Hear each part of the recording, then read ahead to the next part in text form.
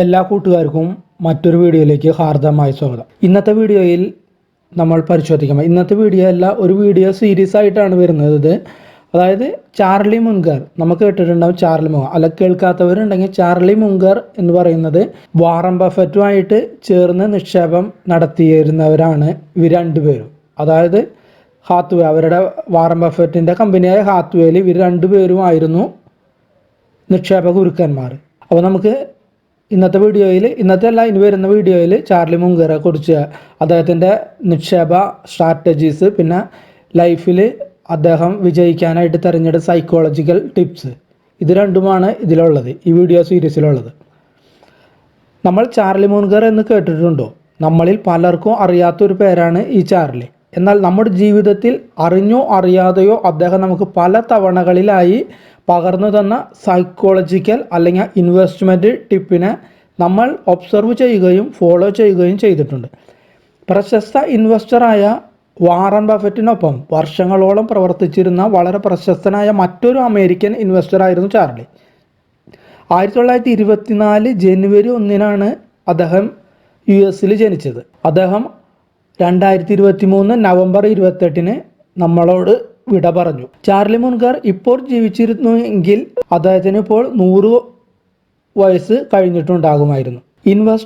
Investor ആകുന്നതിന് മുമ്പ് Charlie കുറച്ച് വർഷങ്ങൾ US ആർമിയിൽ ലഫ്റ്റനന്റ് പദവി വഹിച്ചിരുന്നു. അതിനുശേഷം അദ്ദേഹം ഒരു ലോ സ്കൂളിൽ ചേരുകയും നിയമപഠനം പാതി വഴിയിൽ ഉപേക്ഷിക്കുകയും ചെയ്തു. തൻ്റെ ജീവിതത്തിൻ്റെ 99 വർഷങ്ങളിൽ ചാർലി മുൻഗർ നിരവധി പ്രശ്നങ്ങൾ അഭിമുഖീകരിച്ചിട്ടുണ്ട്. അതായത് സാമ്പത്തികമായിട്ടും അല്ലെങ്കിൽ ജീവിതത്തിലും. അവിടെ നിന്നെല്ലാം അതെല്ലാം തരണം ചെയ്തിട്ടാണ് അദ്ദേഹം നല്ലൊരു ഇൻവെസ്റ്റ്മെൻ്റായിട്ട് നല്ലൊരു ഇൻകം ജനറേറ്റ് ചെയ്തിട്ടുള്ളത്. എന്നാൽ ആ പ്രശ്നങ്ങളിൽ നിന്നെല്ലാം അദ്ദേഹം പല പാഠങ്ങൾ പഠിക്കുകയും അതിലൂടെ ധാരാളം പണം സമ്പാദിക്കുകയും ചെയ്തു.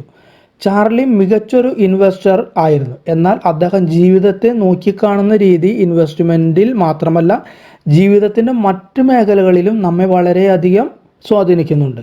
അദ്ദേഹം പറയുന്നൊരു കാര്യമുണ്ട്. എന്തെന്ന് വെച്ചാൽ, നമ്മളെല്ലാവരും എന്തെങ്കിലും കാര്യങ്ങൾ പഠിക്കുമ്പോൾ ഒരിക്കലും അത് ആസ്വദിച്ച് പഠിക്കാറില്ല. അതായത് നമ്മൾ കുട്ടിക്കാലത്തോ അല്ലെങ്കിൽ എന്തിനെങ്കിലും പഠിക്കുമ്പോൾ മാർക്കിന് വേണ്ടി പഠിക്കുന്നത്, അത് ആസ്വദിച്ചല്ലല്ലോ നമ്മൾ പഠിക്കുന്നത്. എന്നാൽ അതേസമയം ആ കാര്യങ്ങൾ വീണ്ടും നമ്മളെ ജീവിതത്തിലേക്ക് പ്രയോഗിക്കേണ്ടതായി വരുമ്പോൾ അപ്പോഴാണ് നമ്മൾ സ്വയം പുതിയ പാതകൾ സൃഷ്ടിക്കുകയും അതിലൂടെ പുതിയ കാര്യങ്ങൾ പഠിക്കുകയും ചെയ്യുന്നത്. ഇതിൻ്റെ ഫലമായി നമ്മുടെ ജീവിതം വളരെ എളുപ്പമുള്ളതായി മാറുന്നു. ഇതുവരെ നമ്മൾ അറിയാത്ത, കേൾവികേൾവി പോലും ഇല്ലാത്ത മുൻഗറിൻ്റെ ചില ജീവിത യാഥാർത്ഥ്യങ്ങൾ അല്ലെങ്കിൽ ജീവിത ടിപ്പുകൾ നമുക്ക് പഠിക്കാം. അദ്ദേഹത്തിൻ്റെ ആദ്യ വിവാഹം വേർപെട്ടു, അതായത് ഡൈവേഴ്സ് ചെയ്തു പോയി. അതിനുശേഷം 8 വയസ്സുള്ള മകൻ ടെഡിയുടെ മരണശേഷം അത് കൂടുതൽ വഷളായി അദ്ദേഹത്തിൻ്റെ ജീവിതം. ആ സമയത്തിൽ കഠിനമായ മാനസിക വേദനകളിലൂടെ ആണ് അദ്ദേഹം ഓരോ ദിവസവും കഴിഞ്ഞു പോയത്. അദ്ദേഹത്തിന് അപ്പോൾ ജീവിതം പൂർണ്ണമായും തകർന്ന പോലെയാണ് തോന്നിയത്. അതിനുശേഷം അയാൾ 2 കുട്ടികളുടെ അമ്മയായ നാൻസി ഭാര്യയെ കണ്ടുമുട്ടുകയും താമസിയാതെ അവർ തമ്മിൽ വിവാഹം കഴിക്കുകയാണ് ചെയ്തത്. അതിനുശേഷം അദ്ദേഹം നെബ്രാസ്കയിലേക്ക് മടങ്ങി. അവിടെ വെച്ചാണ് വാറൻ ബഫറ്റിനെ കണ്ടുമുട്ടുന്നത്. അവിടെ വെച്ചിട്ട് അവരെ കണ്ടുമുട്ടിയെങ്കിൽ കൂടിയും അവരുടെ സൗഹൃദം നീണ്ടു നിന്നില്ല. അതിനുശേഷം അദ്ദേഹം കാലിഫോർണിയയിലേക്ക് മടങ്ങിപ്പോകുന്നതിന് ശേഷം വീണ്ടുമാണ് വാറൻ ബഫറ്റുമായിട്ട് ബന്ധം തുടങ്ങിയത്. അവിടെ തൊട്ടാണ് അദ്ദേഹത്തിനൊരു വഴിത്തിരിവുണ്ടായത്. അതായത് കാലിഫോർണിയയിൽ റിയൽ എസ്റ്റേറ്റ് ശ്രദ്ധ കേന്ദ്രീകരിച്ച് അദ്ദേഹം സ്വന്തം നിയമസ്ഥാപനം ആരംഭിച്ചു. താമസിയാതെ അദ്ദേഹം നിയമസ്ഥാപനം നിർത്തി തൻ്റെ ശ്രദ്ധ പൂർണ്ണമായും നിക്ഷേപത്തിൽ കേന്ദ്രീകരിച്ചു. അപ്പോൾ അവിടെ അദ്ദേഹത്തിന് കുറച്ച് പണവും നല്ല ലാഭവും സമ്പാദിച്ചു. അവിടെ വെച്ചിട്ടാണ് അദ്ദേഹം ജാക്ക് വീലറുമായി ചേർന്ന് വീലർ മങ്കർ ആൻഡ് കമ്പനി എന്ന ഒരു നിക്ഷേപ സ്ഥാപനം ആരംഭിക്കുന്നത്. 1973 74 അദ്ദേഹത്തിന് പക്ഷേ വലിയ നഷ്ടങ്ങളാണ് ഉണ്ടായത്. 1976 നിക്ഷേപ പങ്കാളിത്തം പൂർണ്ണമായി നിർത്താൻ അദ്ദേഹം നിർബന്ധിതനായി. അതിനുശേഷം കുറച്ച് വർഷങ്ങൾക്ക് ശേഷം അയാൾ പിന്തിരിച്ചു. അതായത് കുറച്ച് ആ സമയത്താണ് ആരോഗ്യ പ്രശ്നങ്ങളും ഉണ്ടായി അദ്ദേഹത്തിന്. അതായത് തിമിരം വരികയും അത് ശസ്ത്രക്രിയയ്ക്ക് ശേഷം ഒരു കണ്ണിൽ ബ്ലീഡിങ് ഉണ്ടാവുകയും ചെയ്തു.